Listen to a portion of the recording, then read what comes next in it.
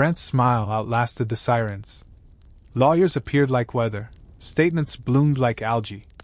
But the feeds had teeth, charity shells, port favors, the quiet conversion of medicine into margins. Europe loved a scandal with spreadsheets. Mertens got her badge back, then a promotion she didn't celebrate. "You'll testify," she told Alex. "You'll also need locks no one sells." Falk vanished to a country with more sheep than cell towers. Lark received a new title somewhere nobody voted. Adler sent a postcard of the Baltic with 2 words, "Stay boring." The bakery reopened with shorter hours and longer lines. People came for bread and the story behind it.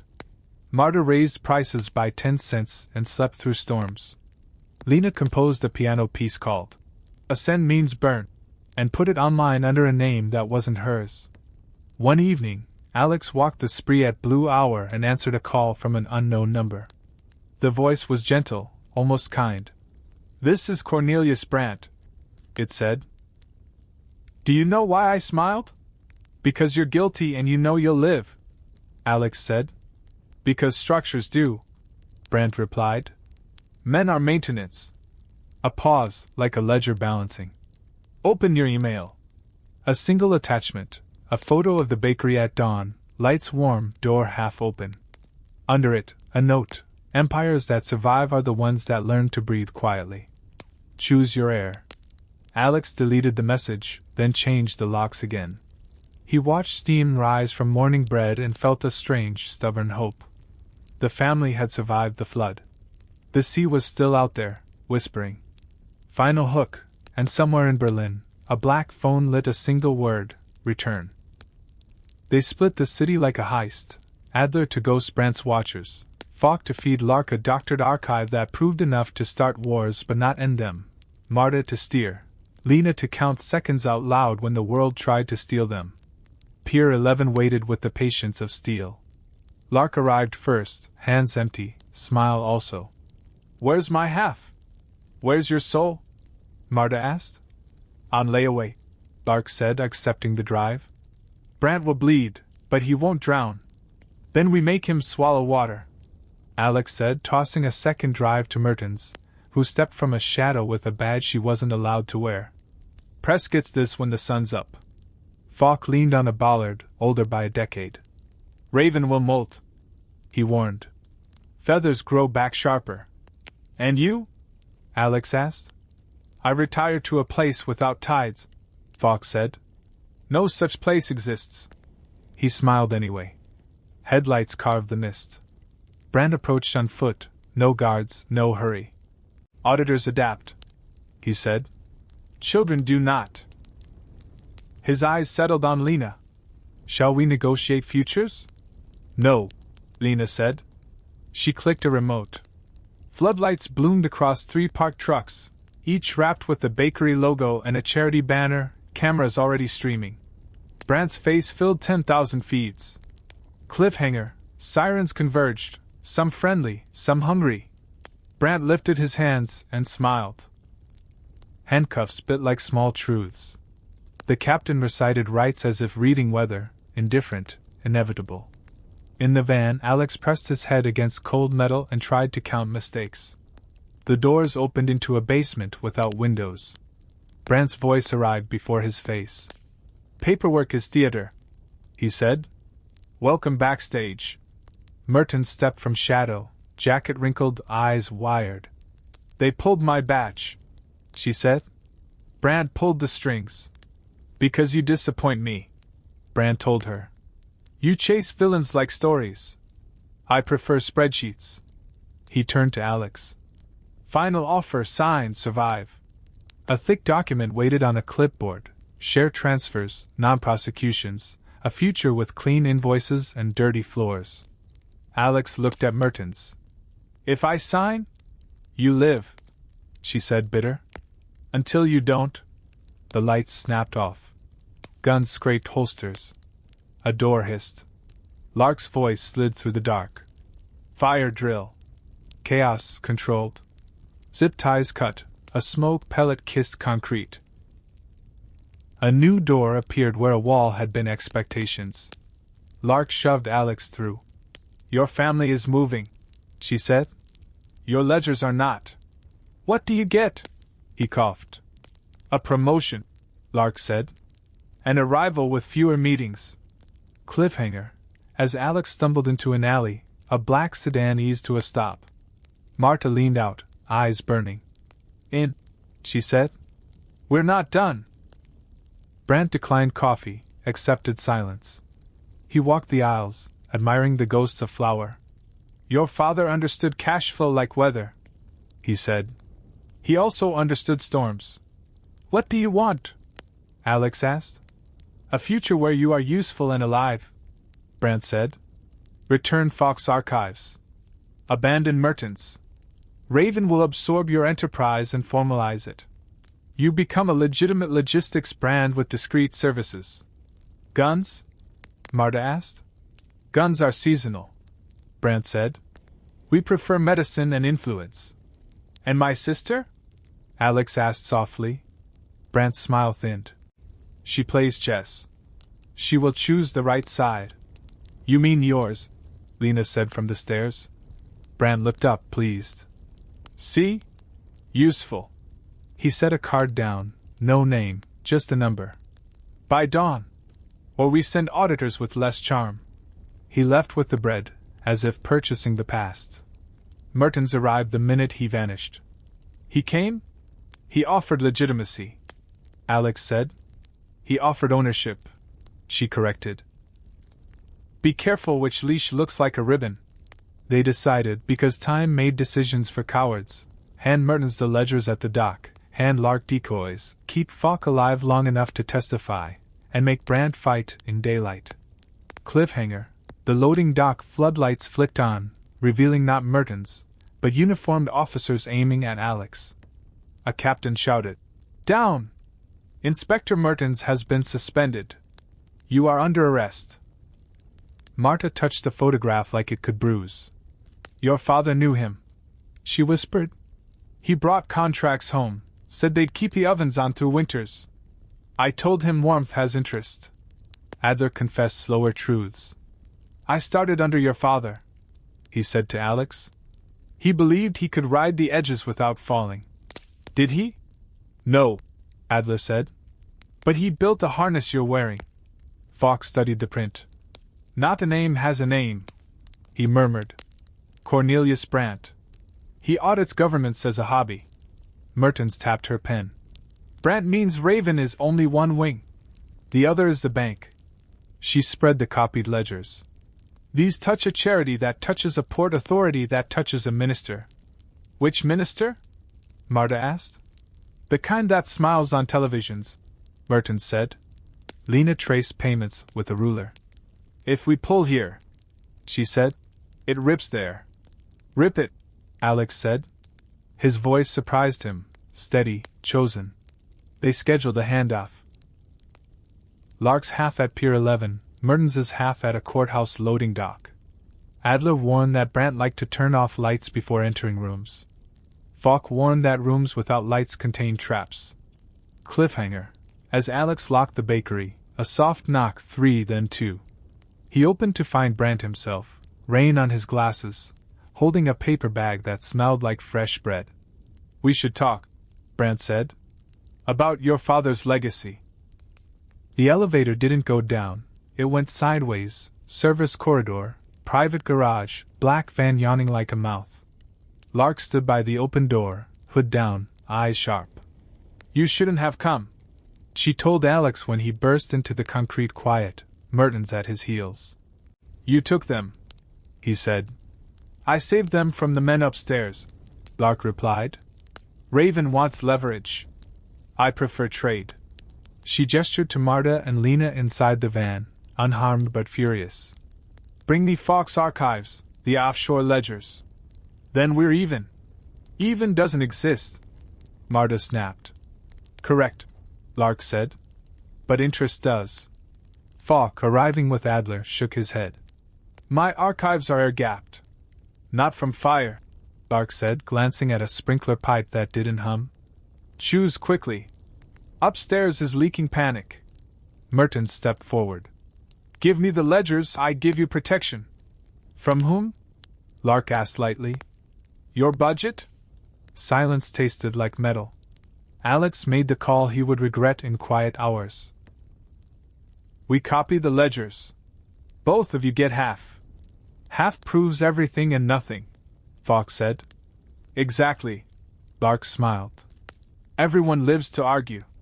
They moved in a blur, warehouse, safe, drives labeled as poetry. Marta held the bag. Lina watched the corridor. Adler looped cameras. Mertens swore at bureaucracy in a voice meant for whispered prayers. Cliffhanger, back at the bakery, a single paper bag waited on the counter.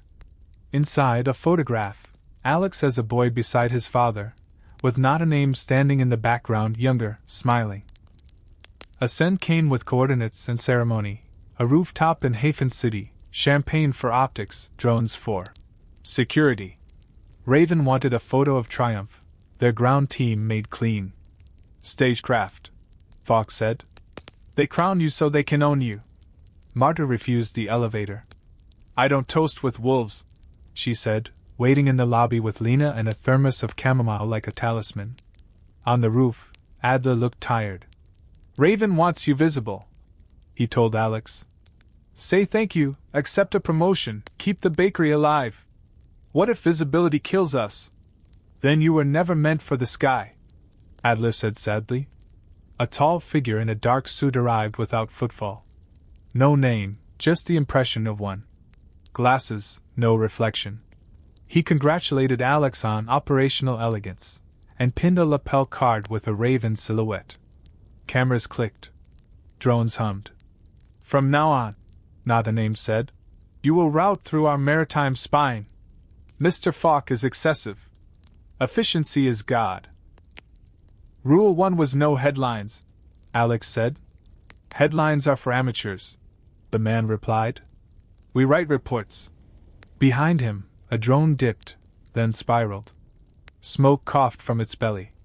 It slammed into a catering table and burst into flame. Screams, wind, confetti, ash. Not a name didn't flinch. The wind, he said, straightening his cuff. Unreliable. Cliffhanger, Mertens called, breathless. Your mother and sister never left the lobby. Cameras show them entering the lift with a man in a blue raincoat. 2 minutes, Fox said, voice suddenly human. Older Soviet logic. Simple design, cruel intentions. Alex's hands shook as he reached for the bundle. Color cues? Liar's palette, Fox said. Ignore paint, follow path. He traced wires with a pen light. This one. Lark watched from the doorway, amused. You should let it teach you about time. Shut up, Alex said, slicing where Fox pointed. The timer froze at 0:37. Lina sagged with a broken sob. He cut her free. She flung herself at him, heartbeat like fists. Sirens approached, not police, a different pitch. Lark sighed. Clean up again. She tossed the key fob onto the crate. For the cameras. You never saw me. Why help? Alex asked. Because Raven likes you hungry, not dead, Lark said, stepping backward into rain. And because Falk owes us a ship. She vanished between containers like a rumor. Mertens arrived with 2 cars and a decision. We take Falk tonight, she said. He'll flip or he'll freeze. Either way, the sea cracks. Falk straightened his cuff. Inspector, if I fall, someone colder rises. Then talk fast, she said. He did. Routes, shells, charities, the gospel according to margins. Alex recorded every word with the wire he'd promised to wear. Cliffhanger. As they drove away, the black phone in Alex's pocket lit with one command from Raven, ascend. They sent Lina home with a friend after the gala. She never arrived. The friend's texts were cheerful until they weren't. Pier 6 smelled like cold metal and old stories. Alex drove alone. Falk insisted on the passenger seat, as if curiosity were armor. Marta stayed with Mertens, hands gripping a mug that had forgotten how to be warm. A woman stepped from behind stacked pallets, hood up, raincoat blue. Not Mertens. Younger, hungrier. Lark, she said and smiled. Raven is a flock. You met the wrong bird. Where's my sister? Alex asked. In a lightless room, Lark said. Raven dislikes your new friends in gray coats. Fawk, dear, come along. You're an excellent bargaining chip. Fawk took in the angles the way architects take in ceilings. You're overplaying, he said. Raven doesn't negotiate. Tonight it does, Lark replied, nodding to a camera red dotting in the rain. Optics. Alex's phone rang. Mertens. We found the room, she said. Empty. A pause. Alex, your sister might be closer than you think. He looked past Lark, past the pallets, to a container door with a florist's sticker. Fawk followed his gaze. Margins, Fawk murmured. They hid her in profit. They moved. Lark stepped sideways, subtle as a blade. Careful, she said. Open the wrong door, and the story ends. Cliffhanger. Alex yanked the container handle. Inside, a timer blinked red on a nest of wires, and Lina, gagged, eyes wild. Cleanse? Marta repeated, dread flattening her voice. Adler read the follow-up. Retire compromised assets.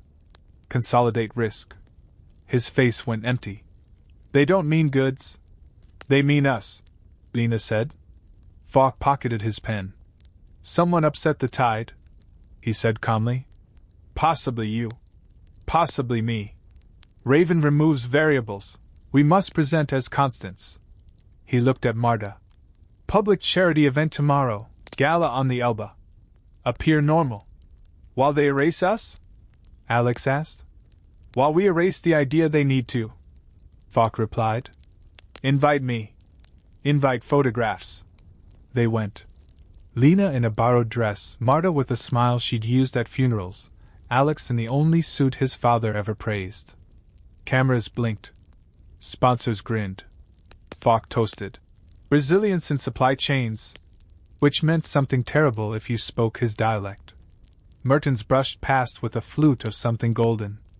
Wave and say nothing, she whispered. Your warehouse. My people are inside. Adler's phone buzzed without sound. He glanced at Alex, fire drill. A grainy security feed on his screen showed men moving like weather through the bakery's back hallway. Not police. Not thieves. Cleaners. Call it off, Alex told Fawk. The sea doesn't take requests, Fawk said, eyes on the river. But it notices spectacle. He stepped onto the stage, hijacking a speech with elegant boredom. Tonight we honor the small businesses that kept this city fed, he said, and gestured grandly toward Marta. Flashbulbs bloomed. The cleaners paused. Cliffhanger. A single message arrived on Alex's phone, from an unknown number labeled Lark. If you want your sister alive, bring Fawk to Pier 6. Midnight. Rule 1. Alex told Fawk across the loading bay. No weapons. Fawk didn't blink. Then consider them ballast you didn't see. We're out, Marta said from the doorway, apron dusted white like a flag. Fawk's smile thinned. You're in deeper than out permits. He walked the aisle with legal grace. These are not sprayed in alleys. They are inventory for wars that mostly happen on screens. The sea respects schedules, not feelings. Adler looked at Alex with something like apology. Raven changed scope, he murmured. Raven changed us, Lina said. Mertens reappeared that evening, not in blue but in gray. You told me you wanted to survive, she said. Guns don't allow survivors, they create stories. Wear the wire, Alex. Give me Fawk. How? Invite him to bless your growth. They organized a compliance audit. Fawk arrived with a pen that was also a scanner, and a gaze that was also a mirror. Impressive, he said, noting the bakery's honest front with almost affection. Your father would be practical. Alex guided him past specific doors and specific questions, keeping the wire microphone close to belief. Fawk laid out the next step, a bonded route through Bremerhaven with diplomatic cover borrowed from a charity gala. It will feel legal, he said. It will not be. Margins? Alex asked. Beautiful, Fox said. Cliffhanger. As Fox signed a vendor compliance form, the black phone on the table lit with a single word from Raven: cleanse. Fox map was a choreography of direction, paired manifests, shadow containers, and a charity shell that shipped medical relief to places that didn't know they were sick. He spoke about tides like spreadsheets and spreadsheets like prayers. Alex listened, learning to split one truth into 3 plausible lies. Lina built dashboards in silence. Marta started sleeping with the TV on, as if light kept wolves away. Rule 1, Fox said during a midnight walk on the pier. No violence. Headlines sink ships. Rule 2? Alex asked. Loyalty follows margins. Keep margins beautiful. They kept them beautiful. The bakery became a logistics firm with a bakery attached. Uniforms appeared. Clipboards multiplied. Lina's calendar web sparkled with routes that never quite touched the same ground twice. Mertens called once, then stopped. Her silence felt like weather changing. Adler began carrying a second phone, matte and heavy. He called it the church bell. When it rang, everyone moved. Raven's instructions grew stranger. Time windows too tight, corridors too clean. Lina pointed at the dashboard. Someone's smoothing the sea in front of us, she said. It's unnatural. Falk? Alex asked. Or whoever he answers to, Adler said. That night, Alex found a camera hidden inside a fake smoke detector above the office door. He showed Marta. Police? She asked. Police don't use batteries this cheap, Alex said. Cliffhanger. A pallet splintered on the forklift. Inside the crate, not pills, compact black pistols, oiled and labeled as medical devices. Hamburg's cranes moved like slow gods.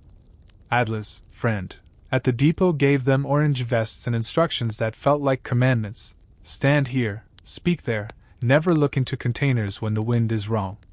Alex learned the rhythm of customs. How alarms delayed some, accelerated others. How a random check could be an appointment. Lina tracked the green waves of synchronized traffic lights and found the gaps. There, she'd say, tapping a pencil. We slide between breaths. Marta baked a night for dockworkers, selling honest loaves from a side hatch. Not everyone has to eat fear, she told a tired crane operator, whose cash was the color of warnings. The work scaled like a lie told well. Soon they managed 6 trucks, then 9, then a small rented warehouse with 2 addresses and 3 names.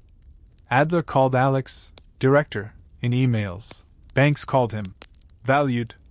He slept with his shoes on. Then the woman in the blue raincoat returned. She bought 2 loaves, paid exact, and left a note under the bag, BKA. Coffee? Mertens. Alex met her in a cafe that smelled like wet umbrellas. You're moving someone else's medicine, she said softly. They'll let you drown when the tide turns. Help us turn it first.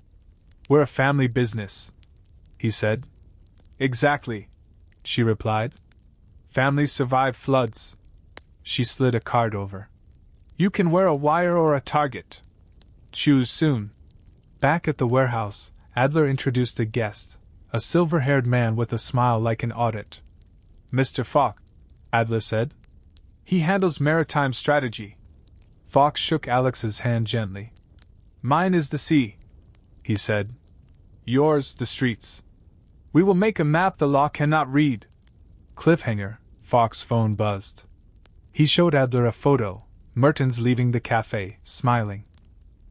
Adler returned with clipboards and barcodes. We call it white label logistics, he said, walking Alex through tidy lies, HS codes, bonded corridors, letters of indemnity no one would ever read. You move boxes. You don't know boxes. Marta wanted none of it. We sell bread, not secrets. Bread doesn't pay gas, Lina whispered. The first convoy threaded Kreuzberg at 3 a.m., box truck in front, cargo bike as scout, a tail car that never signaled. Alex felt the choreography settle into his bones, pause at silent lights, glide through maintenance gates, swap pallets under cameras. busy with maintenance. Every movement looked legitimate from far enough away. At the bakery, Marta tallied invoices that quoted products they didn't sell. Adler's spreadsheets were immaculate, the money cleaner than truth. He left a black phone on the prep table. Use only for routes, he said. Answer if Raven calls. By week's end, the bakery smelled less of butter, more of ozone. Lina mapped timings on a wall calendar with colored string. Inspection spike on Thursdays, she said. Adler dodges them by 30 minutes. She said it like music. Alex opened a mislabeled carton by accident. Inside, blister packs with Cyrillic print and gold stamps. He resealed it, hard hammering. Counterfeits? He asked Adler later. Complicated, Adler said. Real pills, illegal routes. Patients still live. That night the black phone vibrated. A single word, Raven. A clipped voice. Your corridor moves to Hafen City, Hamburg. Bigger port, bigger cover. Confirm capacity. We're a bakery, Alex said. Not anymore, the voice replied, and hung up. Cliffhanger. Lina pulled back the curtain. Across the street, a woman in a blue raincoat photographed their door, twice, and vanished. Alex Heller didn't hear the rain until the knocking stopped. Berlin streets glistened outside the family bakery. Heller and Son, where the mixers were older than Alex and the debts older still. His mother, Marta, kneaded dough like it owed her an apology. His younger sister, Lina, boxed stale croissants for charity with a smile that pretended they were fresh. At 12:17 a.m., a man in a charcoal coat stepped into the fluorescent hush. Herr Heller? His accent was local, his eyes not. He placed a small parcel on the counter, wrapped in brown paper and tied with red string. A rush delivery. Your father arranged such favors. My father's gone, Alex said, throat tightening. Debts don't grieve, the man replied, sliding a card across the flour-dusted glass. K. Adler, Logistics. Drop this parcel at the address on the back before dawn. There's a fee. Cash. Marta's hands paused mid-knead. Alex looked at the ovens, empty heat, unpaid gas. At Lina, brown eyes trying to be brave. One night, he said. Berlin at night was a slow river of light. Alex pedaled the cargo bike past sleeping bars and wet tram lines to a warehouse by the Spree. A guard scanned the parcel, nodded once, and swapped it for an envelope thicker than rent. Easy. Too easy. When he returned, Adler was already waiting in the doorway, rain beating on his coat. Efficient, he said, noting the time. Another tonight. A route, not a stop. I'll bring the forms. What forms? Alex asked. Adler smiled the way a locksmith smiles at a broken door. The kind that make illegal things look boring. Cliffhanger. Behind Adler, two unmarked vans rolled to the curb, men lifting pallets of flour that didn't smell like flour at all.